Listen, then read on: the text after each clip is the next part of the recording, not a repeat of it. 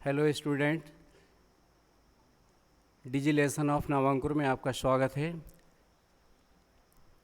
आज हम आपको परमाणु संरचना के अगले टॉपिक के बारे में बताएंगे, जिसमें पहला है प्रॉपर्टी ऑफ कैथोड रे, यानी कैथोड किरण के गुण।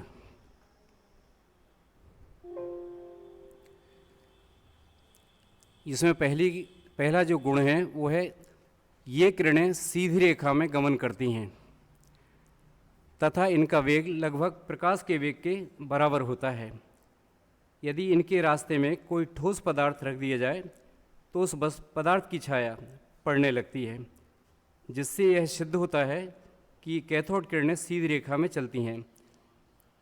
इसका प्रदर्शन चित्र में किया गया है, जिसमें कैथोड से ऑब्जेक्ट पर जो किरणें जा रही हैं उसकी शैडो यानी छाया जिंक सल्फाइड स्क्रीन पर पड़ रही है। दूसरा गुण है, यदि कैथोड किरणों के मार्ग में एक पैडल व्हील लगा दिया जाए तो किरणों के आघात से पहिया घूमने लगता है। इस प्रयोग से यह सिद्ध होता है कि कैथोड किरणें द्रव्य कणों की बनी होती हैं। तीसरा गुण है, यदि किरणों के पथ में विद्युत क्षेत्र लगाया जाए तो ये किरणें धन आवेशित प्लेट की ओर मुड़ जाती हैं। सिद्ध होता है कि कैथोड किरणें ऋण आवेशित कणों से बनी हैं। चौथा गुण है, ये किरणें धातुओं की पतली पत्ती को पार कर देती हैं तथा हल्का गर्म कर देती हैं। पांचवा है, ये किरणें कांच की नली की दीवारों पर प्रतिदीप्ति उत्पन्न करती हैं। यहाँ प्रतिदीप्ति का अर्थ होता है चमक। छठा, इन किरणों द्वारा एक्स किरणें उत्पन्न होती हैं। जब कैथोड किरणें किसी उच्च गलनांक की धातु जैसे टंगस्टन पर गिरती हैं तो ये एक्स किरणें उत्पन्न करती हैं। तो ये कैथोड किरणों के गुण थे। अब इसके बाद अगला टॉपिक जो है वो है charge to mass ratio of electron, यानी इलेक्ट्रॉन का आवेश द्रव्यमान अनुपात। जे थॉमसन ने सन 1897 में कैथोड रे ट्यूब के द्वारा चार्ज मास ज्ञात किया था। थॉमसन के अनुसार इलेक्ट्रॉनों के अपने पथ से विचलन की सीमा को निम्न तथ्यों पर आधारित किया था, जिसके लिए एक चित्र में दिया है कैथोड और एनोड के साथ। इसमें इलेक्ट्रिक फील्ड और मैग्नेटिक फील्ड दोनों दर्शाए गए हैं। इसमें पहला पॉइंट है कि कण पर ऋणावेश का मान यदि अधिक होता है तो विद्युत एवं चुंबकीय क्षेत्र के साथ आकर्षण या अनियन क्रिया अधिक हो जाती है, जिससे विचलन अधिक हो जाता है।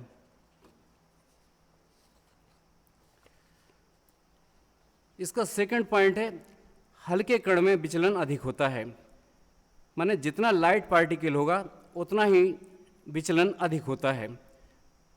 तीसरा पॉइंट दिया था कि इलेक्ट्रिक अथवा मैग्नेटिक फील्ड की प्रबलता में यदि वृद्धि की जाए तो विचलन में वृद्धि होती है। केवल इलेक्ट्रिक फील्ड या केवल मैग्नेटिक फील्ड लगाने पर इलेक्ट्रॉन विचलित होते हैं तो वह पॉइंट ये या सी पर टकराते हैं, जिसमें चित्र में दर्शाया गया है। दोनों क्षेत्रों के वैलेंस से इलेक्ट्रॉन विचलन समाप्त हो सकता है, इसलिए इलेक्ट्रॉन पॉइंट बी पर टकराते हैं।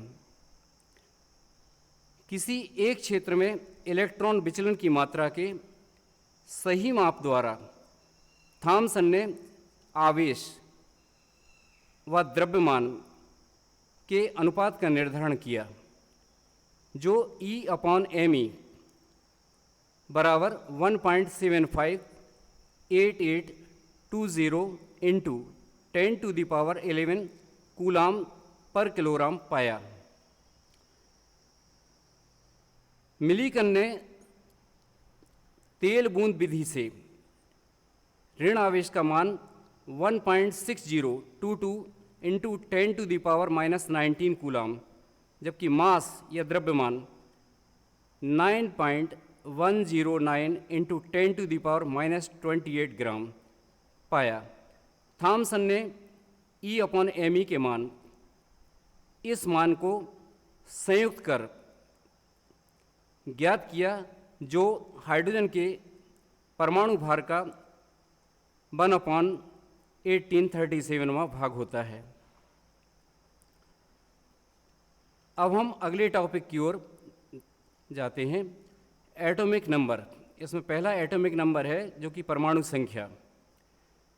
सन 1913 में मोसली ने बताया कि परमाणु के नाभिक में उपस्थित इकाई धनावेश की संख्या उस तत्व की परमाणु संख्या या एटॉमिक नंबर कहलाती है। नाभिक में प्रोटॉन पाए जाते हैं। प्रोटॉन पर इकाई धनावेश होता है।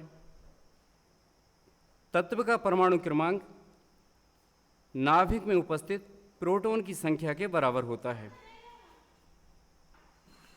यह इलेक्ट्रॉन की संख्या के बराबर होता है, यानी प्रोटॉन इलेक्ट्रॉन की संख्या के बराबर होते हैं, यानी जितने प्रोटॉन होते हैं उतने ही इलेक्ट्रॉन होते हैं।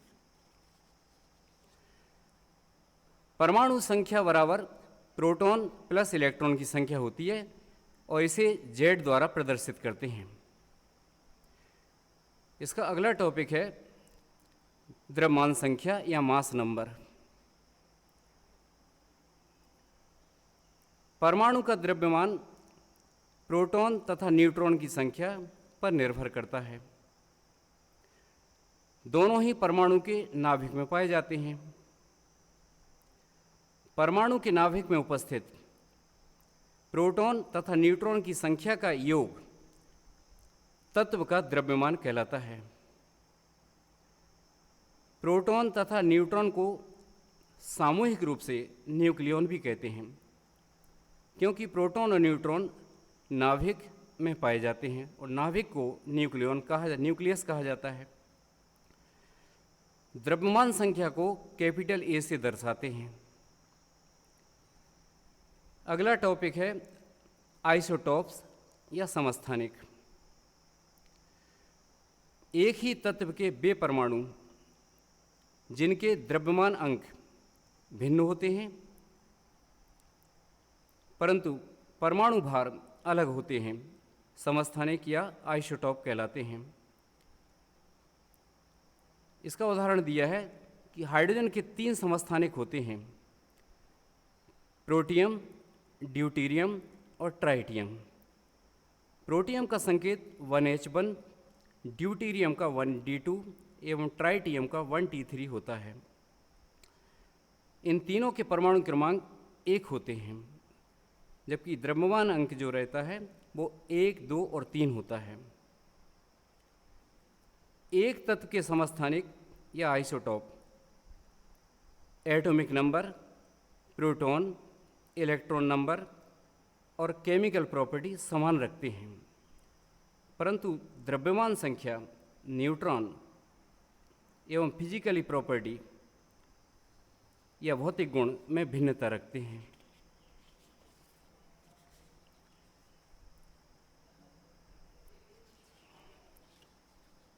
अब हम अगले टॉपिक की ओर जाते हैं, आइसोबार या समभारिक। विभिन्न तत्वों के वे परमाणु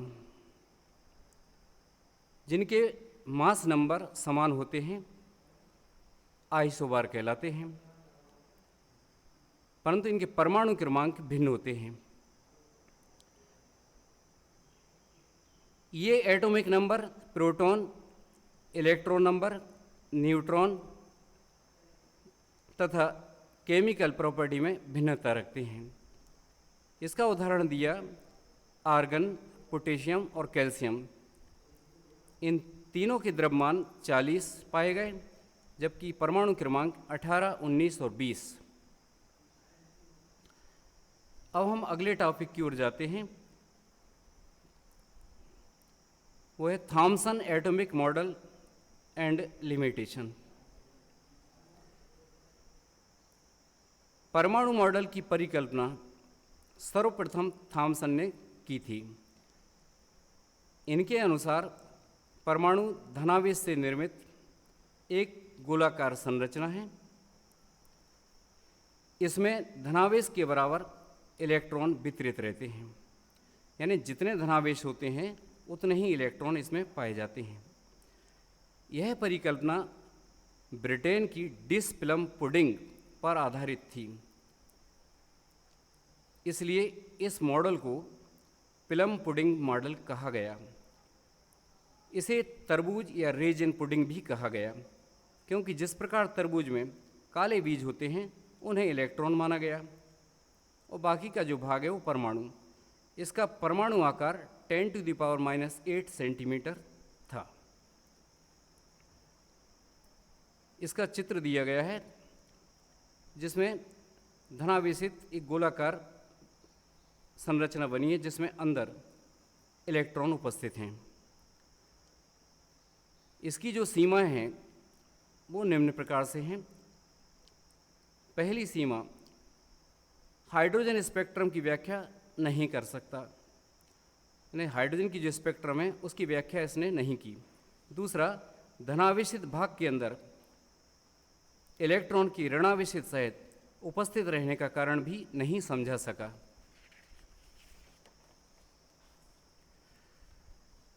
नेक्स्ट टॉपिक है रदरफोर्ड एटॉमिक मॉडल। सन 1911 में यह धारणा प्रकाशित की गई थी कि रदरफोर्ड ने जब स्वर्ण धातु के अत्यंत पतले पत्थर यानी 0.401 सेंटीमीटर या 100 नैनोमीटर पर किसी रेडियो एक्टिव पदार्थ से प्राप्त उच्च ऊर्जा वाले अल्फा कणों से आघात किया तो निम्न परिणाम प्राप्त हुए। इसमें पहला परिणाम था कि बहुत से अल्फा कण पत्थर के आर पार सीधी रेखा में चले जाते हैं। सेकंड, कुछ कण अपने पूर्व पथ से विक्षेपित हो जाते हैं। थर्ड, लगभग 20,000 में से एक अल्फा कण अपने पूर्व मार्ग पर वापस लौट आता है। ये चित्र में दिया गया है जिसमें सोर्सेस ऑफ अल्फा पार्टिकल जो कि रेडियम के द्वारा उत्सर्जित किए गए हैं, ये धनावेशित कण हैं। इसमें तीनों प्रकार के कणों की व्याख्या की गई है। इसमें मध्य में केंद्रक है जिसमें कुछ अल्फा कण तो आर पार गए हैं और कुछ अल्फा कण स्कैटर्ड हो गए हैं, परंतु कुछ अल्फा कण यानी 20,000 में से लगभग एक कण जो है वापस आया है। तो इसके आधार पर उन्होंने निष्कर्ष निकाला कि परमाणु का अधिकांश भाग रिक्त होता है, इससे अधिकतम अल्फा कण आर पार निकल जाते हैं। दूसरा था कि नाभिक अत्यंत सूक्ष्म ठोस भाग है। तीसरा, परमाणु का अधिकतम द्रव्यमान धनावेशित केंद्र में उपस्थित रहता है। Thank you.